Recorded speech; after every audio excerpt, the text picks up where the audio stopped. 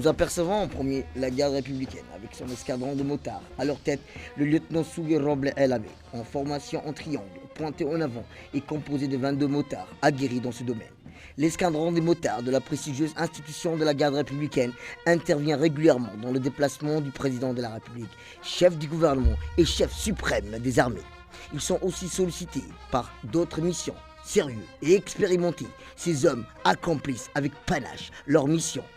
Les motards sont suivis par les véhicules de la garde républicaine, avec à leur tête le commandant d'unité de l'escadron spécialisé.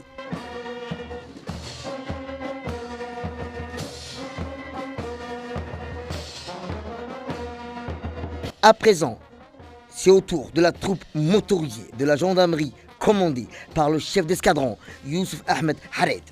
Le défilé motorisé rassemble au total 46 véhicules de différentes catégories, 10 motocycles. La troupe motorisée est constituée des motards de l'escadron de la sécurité routière, dont le personnel exécute de jour comme de nuit des missions de surveillance, de prévention, de secours et aux besoins de répression sur la route nationale numéro 1. Axe quotidiennement utilisé par la quasi-totalité du trafic en provenance et à destination de l'Éthiopie. En tête du défilé motorisé, la gendarmerie nationale, on retrouve le commandant de la troupe avec son drapeau et sa garde. Les premiers véhicules sont constitués des véhicules légers et sont essentiellement des moyens des unités judiciaires des brigades territoriales. Ces moyens sont notamment employés pour les diverses missions de police judiciaire, de surveillance, de circonscription, de recherche et de transfèrement. La gendarmerie nationale a aligné cette année 2 véhicules spécialement dédiés à la brigade cynophile de la gendarmerie nationale. Cette unité canine dispose des chiens entraînés à la détection d'explosifs et d'armes. Elle vient renforcer significativement les capacités de l'institution en matière de sécurisation des sites névralgiques.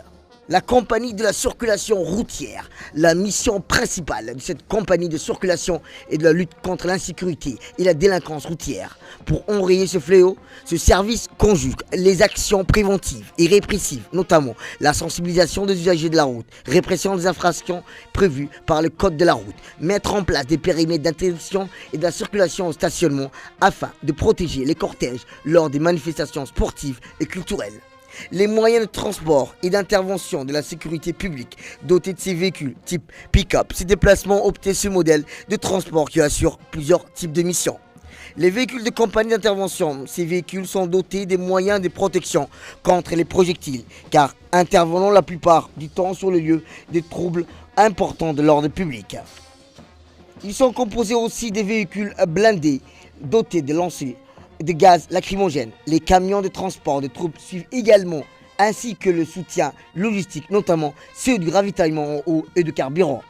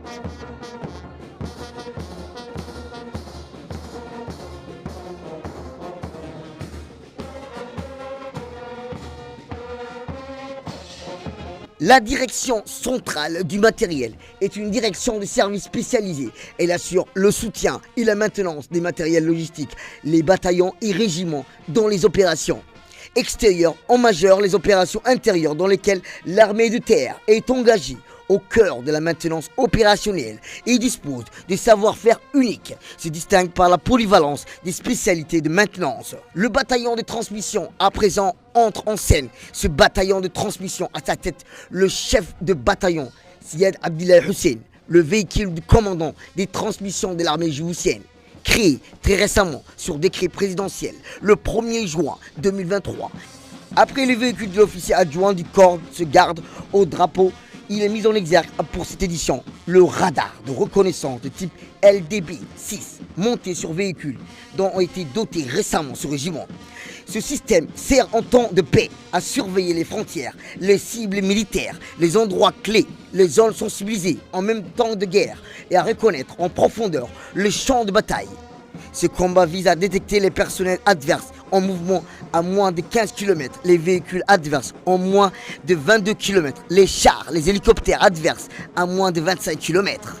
Et enfin, vous apercevez devant vous les mitrailleuses quadritubes de calibre 14,5 mm, tactées par des véhicules Urael. La mitrailleuse 14,5 mm est d'un des systèmes d'armes sol-air lourdes automatiques, tir continu. C'est une arme destinée contre les forces adverses, les véhicules, les blindés légers en tir terrestre et contre les avions et les hélicoptères volant à basse et très basse altitude en tir aérien.